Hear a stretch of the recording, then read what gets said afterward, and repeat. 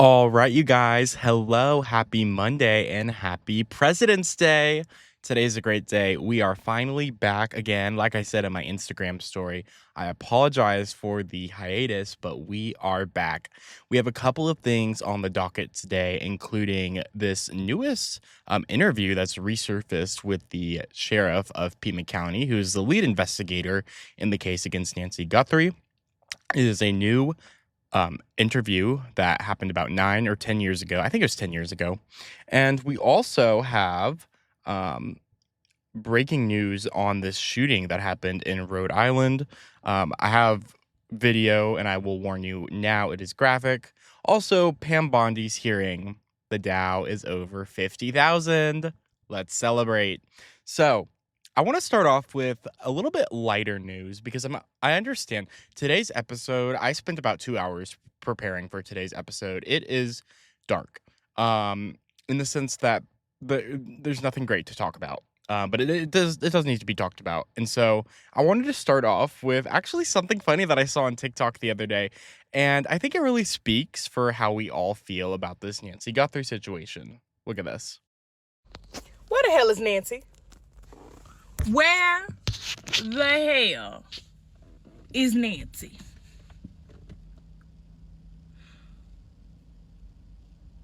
Nancy is in her 80s. What the hell y'all need with Nancy? Get them their mama back. Right now. And I mean right. So listen, I think she really speaks for how we all feel in this awful situation. Her kidnapping has been for 15 days now. She's been gone. And I think everybody is just like, why in God's name are you kidnapping an 84-year-old mother who lives in Tucson, Arizona? It makes no sense. And I think everybody feels this way. Like, where the hell is she? Like, what happened? Because they really don't have an identification on a suspect. They barely have DNA evidence. I've heard that they have preliminary results from a DNA test they took from a glove, but that, again, like I just said, it's preliminary, so it's not like they have a ton of stuff to run on here. And so there's nobody that they're investigating, really. But some people that they actually are not investigating, and this came out right before I went live, is the Guthrie family. Look at this statement from the sheriff. It says, a statement from Sheriff Chris Nanos on the Nancy Guthrie investigation, quote, "To be clear, the Guthrie family, to include all siblings and spouses, has been cleared as possible suspects in this case. The family has been nothing but cooperative and gracious and are victims in this case. To suggest otherwise is not only wrong, it is cruel. The Guthrie family are victims, plain and simple. Please, I am begging you, the media, to honor your profession and report with some sense of compassion and professionalism." And so this kind of comes after there was some reports, at least within the first week of her kidnapping, maybe, that the police were at, I think it was Annie Guthrie and her husband Tomas's house. And listen, they could have been there for a number of reasons. No, I don't think the average person thinks that they were there because they're suspects. I mean, clearly the sheriff just stated that they're not suspects, so it's not like they're really. I don't know. I don't know how to feel about that. I don't think it's proper to immediately assume that it's a family member who is a suspect in this horrific act. But one thing I wanted to show you guys, and this is something that's super interesting. So about 10 years ago, the Pima County Sheriff's Department, who was led and then it was still Chris Nanos, who was leading this current investigation. His department was under investigation by the FBI for overspending in their use of money. And so I want to show you guys this interview from KGUN, which is the local Tucson affiliate, who also received a ransom note for Nancy Guthrie and in the first week, I believe, of her kidnapping. I want to show you guys this interview because the FBI was probing into this department, and he did not have some kind words to say. Let's take a look. Am I upset at the FBI? Absolutely. They should. They get by with saying no comment. Who does that in today's world? Who does that? yet they get by with that. And when this thing's all resolved and the case is all over, I challenge them. I challenge Mr. Black to stand up to that camera by himself and say, we have looked at this investigation and we have exonerated, completely find this investigation to be total BS. So that was just a small snippet of that interview. In the further, and I couldn't find the full interview, but I did see it on Megyn Kelly's show, and so I know that it exists. I didn't screen grab it because it's her show, of course, and I didn't want to um, copyright that. But essentially, in that interview, he also said that his department, as in the Pima County sheriffs, are, quote, real policemen. And so he has this thing against the FBI. He doesn't really like the FBI, and I think that's important, and it's very relevant in today's story. So Brian Enton, who is a correspondent for News Nation, conducted an interview with the former I believe it was the under sheriff, so like the deputy sheriff of this department under Chris Nanos. He conducted an interview with him after Nancy Guthrie's abduction, her kidnapping, and it shows this man's ego. Apparently, he has a really bad ego. Let's take a look at this interview. It should have been recognized initially that once this is labeled an abduction, get a task force together and bring on the FBI and ask them to take it over. Why do you think that didn't happen? Unfortunately, the sheriff, Chris Nanos, has an exorbitant ego, and he, in one case I can think of prior to this one, told the FBI he's the better investigator and he doesn't need their help. And that was a critical case that we needed their help with. This one, in particular, they have far more resources than the sheriff's department has. And he's right. You know, the FBI has a lot more resources than the county sheriff's department has. That's just the way it is. And when you have a case like this, when you have somebody that is abducted and you know they're abducted because the blood and the fact that she maybe she left her home, but the blood and the man on the camera indicates an abduction. And of course, the ransom notes are indicative of a abduction. And so when you have an abduction like this, especially of an older woman or an elderly person, you would call the FBI. I would think that where I live, they would call the FBI if I was abducted. And they had this evidence, you know, blood outside my door on the porch. They had a doorbell camera video of somebody entering the home and trying to take down the camera and trying to camouflage themselves with plants. And so you would think that actually, like, yeah, maybe you would call the FBI. I mean, they are the best in the world. And, you know, something that really bothered me was the fact that they are sending their data, their lab data, so the DNA evidence, all of that stuff, to Florida, to a private, I believe it's a private lab in Florida. My thing with this is that, and I was watching Megyn Kelly's show, she had some great guests on, former FBI, former SWAT, former investigative leads and negotiators in these kind of cases. And what they were saying was basically like, Chris Nanos, the sheriff, actually said in an interview that it would be a lot of work to split it up between two labs. And that's why they just chose the lab in Florida when they could have chosen Quantico, FBI headquarters. It would have been a lot easier because now that they have to send this data and this lab analysis, whatever, in Florida, they have that in Florida, then that lab in Florida has to request to the FBI to have access to their DNA database known as CODIS, CODIS. It's a database full of DNA of people that have been, fingerprinted at the police station or victims of or sexual assault criminals. And so that lab in Florida would have to request that data. And to me, that seems like an extra step that is unnecessary when you can send all that data to Quantico and have them investigate it with their amazing state-of-the-art technology. The FBI is widely known as the best in the world for what they do, and that is investigative DNA and evidentiary analysis, and they're the best at it. And that's just widely known. And so why don't you have the FBI doing that? I think that's weird. I personally think that's weird. And the fact that he has a big ego, and that's what his former undersheriff, deputy chief of police, or whatever his his title was at the time. I believe he retired in 2023, if I'm not mistaken. Although I could be totally wrong on that. That was just something I saw when I was researching in my preparations for today's show. Is that I think that's weird, and especially, and, he would know him very well. If you're the deputy, you're just like the one person under him who works and directly with him on certain things. You would probably know his personality and what kind of person he is. And the fact that he also said in that interview 10 years ago that the FBI aren't real policemen, it sounds like he has something against them. And I'm not saying that he's a bad person. I'm just saying that he may have something against the FBI so much that he is not letting them take control of this case. The Pima County Sheriff's Department is still in complete control. Yes, they do have people from the FBI. They have people on the ground, investigators, detectives from the FBI assisting, but the FBI is not leading the investigation.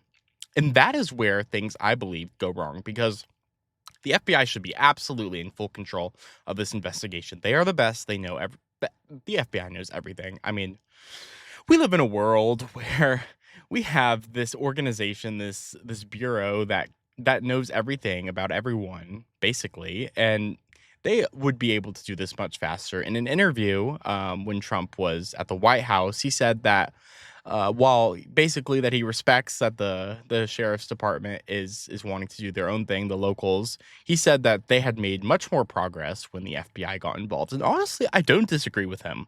I do think that once the FBI did get involved in some capacity, although it's not the capacity that it should be in, they made more progress. And so this, I kind of was bothered by this, and I don't really share my personal opinions, but I was bothered by this. I do think that the FBI should be leading the charge, absolutely, 100%, with assistance from the sheriff's department, of course, but it's the other way around. It's the sheriff's department of this large county that was founded in 1865. Is a very large county. They have a lot of ground to cover, and it was founded in 1865, like I said. And instead of the FBI leading it, it's the county leading this investigation. And so I don't know. I do think that's kind of weird. What are your thoughts on it? Leave it in the comments down below in the live chat if you're watching live. It's not sitting right with me. I don't think it's sitting right with me. So, moving on from that, of course, we are absolutely praying for Nancy Guthrie. I didn't download the video, unfortunately. I'm just now realizing that I actually had a video from Savannah Guthrie's Instagram that she posted She posted yesterday, I believe. And I should have downloaded it. I apologize. I did post it on my Instagram story if you do follow me on Instagram at Brandon Doggett. But they believe she is still alive. They have hope, essentially. That is what they're saying in that video. And so, who knows? Who knows? And of course, I'm praying for their family. And if you guys know anything, you can call the FBI tip line, the hotline, 1-800-CALL-FBI. That would probably be the best to call, just because everybody's backed up. They have tons and tons of calls. I believe I heard a number 13,000 different calls of tips and stuff. And so if you guys know something, this may be a far reach. My audience may not know anything, but if you do, please call, because if you live in Tucson or the surrounding areas, please call. This is a horrific case. 84-year-old Nancy Guthrie, mother of Today's Show host Savannah Guthrie, is missing. And it has been 15 days since she was kidnapped from her home in Tucson. Moving on to something that is darker, unfortunately. I hate to say it, but it is. There was a shooting today at a hockey game. Yes, it was a high school hockey game in Pawtucket, I believe. I'm not sure the exact city, but it was in Rhode Island, excuse me. So I want to show you guys the video of the shooting as it's taking place. I want to warn you guys ahead of time that it is graphic. And if you do not sit well with graphic content, please just wait 30 seconds. The video will be over. But it is important to share with you guys the moment that a person shot at these people in a hockey game in Rhode Island. Right now, we know that 3 people are dead. 1 of them is the suspect. 2 of them are other victims that were at the hockey game. And 4 people are injured. I'm going to show you this video now. I'm warning you ahead of time. It is graphic.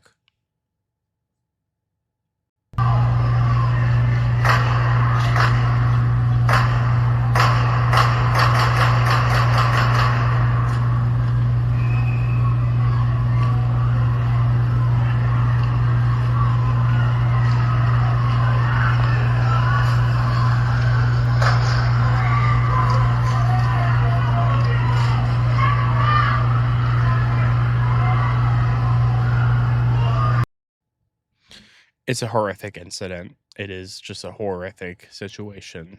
And I pray for the families that were victims of this and their loved ones. I didn't mean to get so dark, but it is important as a journalist, as a podcaster, that I report the news. And so I had to show you guys that video. As you can see in that video, I'm going to replay it again just so we can analyze it here. So as we can see, you can hear gunshots being fired and people are running. The hockey players are running to the side to take cover, I would assume. I think that plexiglass is pretty strong, potentially. And then you can see all of them running. I think once they realize what's happening towards the exit of the hockey rink. It's just a awful situation. And so, again, I apologize if you are sensitive to that. It is important for me to show you guys that as we learn about this situation. It is developing. I think I heard about this right before I started my production of the show, my researching, my video and evidence gathering, which, by the way, I do think I do a lot of videos. If that is something that I do a lot, please let me know. I think it's important, though, because some of the things I can't just quote or explain. I think I have to show the video or the image to not make you guys believe, but just cite my sources, basically. As a journalist, that's something you got to do, and there's journalistic integrity. And so with that, actually, as I just say that, we are going to move into this Pam Bondi situation. We're going to have a quick break here. But after that, we are going to go into what the heck happened at this Pam Bondi hearing. Again, Pam Bondi is the Attorney General of the United States, head of the Department of Justice. And we are going to look into what happened at this hearing in front of the House Judiciary Committee. I believe it was maybe last Thursday or last Friday. I don't know the exact date off the top of my head, but it was last week. And I want to show you guys this. There's a bunch of clips that I want to show you guys, but we'll be right back after the break. All right, you guys, I want to thank you guys for your support in this journey that I've been on. We are 6 episodes into this new adventure that I'm starting. I'm super, super, super grateful for you guys that actually pay attention and support what I'm doing. It means a lot to me. So we want to get into this very interesting moment, this very interesting sort of clash. I called it in the title, I believe it was the Congressional Crash Out of Pam Bondi, because that's what it was. She essentially crashed out in front of the House Judiciary Committee, in specific in regards to Jeffrey Epstein. And so I want you guys to take a look at this video. Ooh, my hair, not looking good. I want you guys to take this video. It was a compilation of events that happened from CNN, my colleagues over there. I want to show you guys this video, and then we're going to go into a more in-depth video. So here's that first video.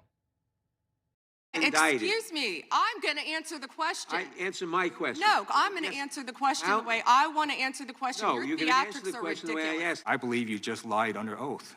There is ample evidence in the Epstein file. Don't you ever accuse me of a crime. I believe you. I told you about that, Attorney General, before you started. You don't tell me Yeah, I anything, did tell you because we washed saw up what you did in the loser Senate. Lawyer, not even a lawyer. So, I don't know. I don't know, you guys. I don't know.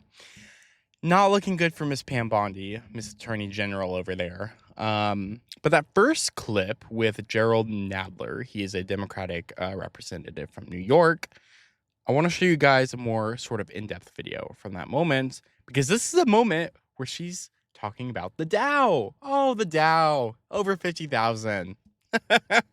Let's take a look at that video right now. So I really have just one question for you. How many of Epstein's co-conspirators have you indicted? How many perpetrators are you even investigating? First, you showed it. I find it. How many have you indicted? Excuse me. I'm going to answer the question. Answer my question. No, I'm going to answer the question the way I want to answer the question. No, Your you're going to answer the theatrics are question the way I ridiculous. asked it. Chairman How many have you Jordan, I'm not indicted? going to get in the gutter with these people. All All right. right. My time. The answer to my question, how many of Epstein's co-conspirators has she indicted, is 0. You sit here and you attack the president, and I am not going to have it. I'm not going to put up with it. And none of them ask Merrick Garland over the last 4 years one word about Jeffrey Epstein. How ironic is that? You know why? Because Donald Trump, the Dow right now is over $50,000.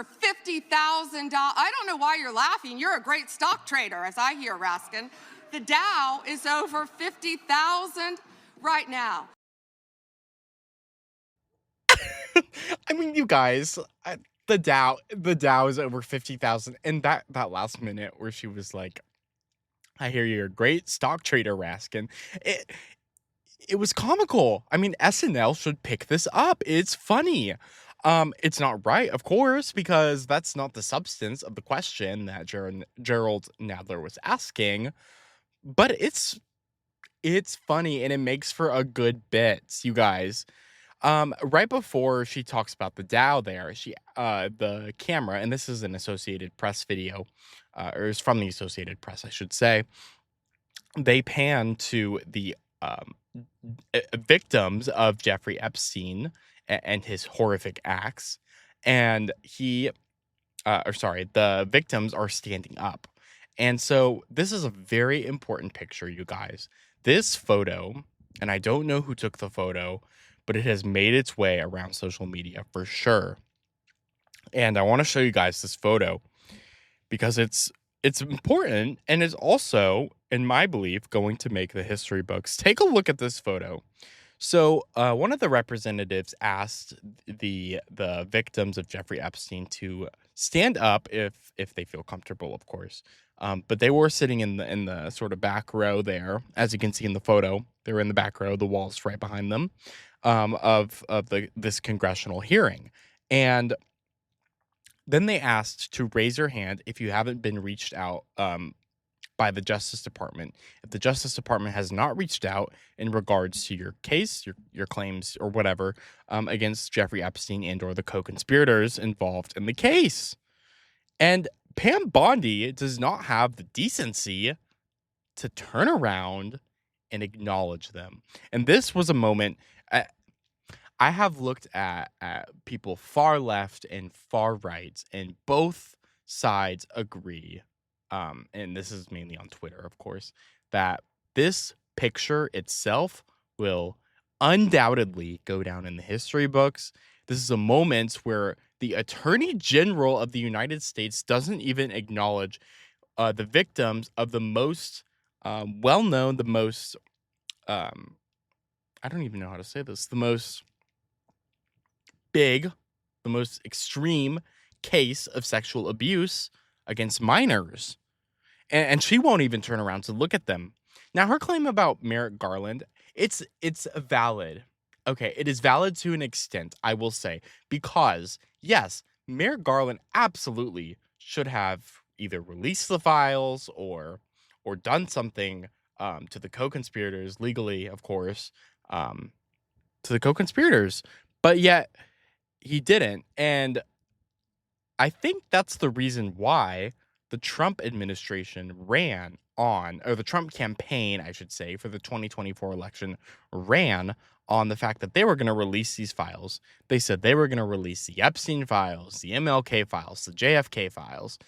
And when it comes to Epstein, of course, he's the most well-known horrific sexual abuser against minors. We all know that. He was convicted of it in 2008 and in 2019. And they ran on that. They said they were going to release them. And then I don't even know what month, but early in the administration, when they took office, Pam Bondi said, quote, I have the I have the client list sitting on my desk. And of course, a couple of months or maybe even weeks later, they came out and said, no, a client list doesn't exist. And that's what prompted this push to release these files. They wanted to release Thomas Massie, a Republican from Kentucky, and Ro Khanna, a Democrat from California, got together through bipartisanship and put up a vote to release these files. And it was a unanimous vote, except one person, I believe from Louisiana. I don't know off the top of my head. Maybe from Mississippi. I don't know. One of them southern states. And it was a fully unanimous vote, basically, apart from one person. I don't know the exact reason onto why he voted no. I'm sure I can research that. I don't know off the top of my head. But one person voted no. The rest of Congress voted yes. It was a complete unanimous vote in the Senate, and President Trump even signed on to this bill. He agreed to it. And so that is why I think that people are so mad, right? They ran on this. They said they were going to release it. Then they said that they had a client list, and then they didn't. The client list doesn't exist, right? Even though it was the client list that was supposedly sitting on Miss Bondi's desk. So this image, and I'm going to show you guys it again, is insane. It's crazy. Just the fact that she won't even acknowledge the victims of this abuse, and the sexual abuse, in the room, in the congressional hearing. She did not even turn back once to acknowledge them. And I think that is very telling of this, where we are right now, what is happening in this administration. But I hate to end it on a note like that. As I said after the break, I am loving doing this podcast, this live series. I think it's super fun to just go live and to report to you guys the news. Tomorrow will be a new day, hopefully. Hopefully we'll have some maybe lighter news, maybe something that maybe brings joy or something like that. Maybe we'll talk about the Olympics. That's the one thing that unites this country. It genuinely is the Olympics. And that's not even a diss. It's real. It's true. The one thing that really unites this country is the Olympics. But we might talk about that tomorrow. We might talk about other things if there's new information in the Guthrie case or the Epstein files or anything else out of the Trump administration or former president. By the way, former President Barack Obama, before I head out, I want to talk about the fact that he was literally like, aliens are real. I don't have a clip, but he was on a podcast and he said that aliens exist. And then he was talking about, but, they don't exist at Area 51. They don't exist in underground facilities or bunkers. And then he takes a sip of his coffee, so whatever. But then he clarifies it and he's like, the universe is so vast and it's just like a very vast place. And of course, like there would be life on another planet. Kind of sus, you guys. I actually might bring that into the podcast tomorrow because I think it's kind of sus. Like, I can't even lie. I think it's sus. Maybe something like that. Just like, aliens. Like, maybe we'll talk about that tomorrow. But I want to thank you guys for your support of this podcast. I've really been enjoying it, and it's only going to go up from here. The quality, the even my speaking, it's all going to go up from here. And so, I always think about it like this. Like, it's just like, this is the worst it could be. I'm at the worst possible skill level that I could be at possible. And so everything from here is going up. And so I'm just super excited for the future of this journey that I've been taking. And I love it. It's fun to me. This is one of the only things in my whole life, really, that I've fully just enjoyed and had just passion for doing. And so I want to thank you guys for your support once again. And I will see you guys tomorrow.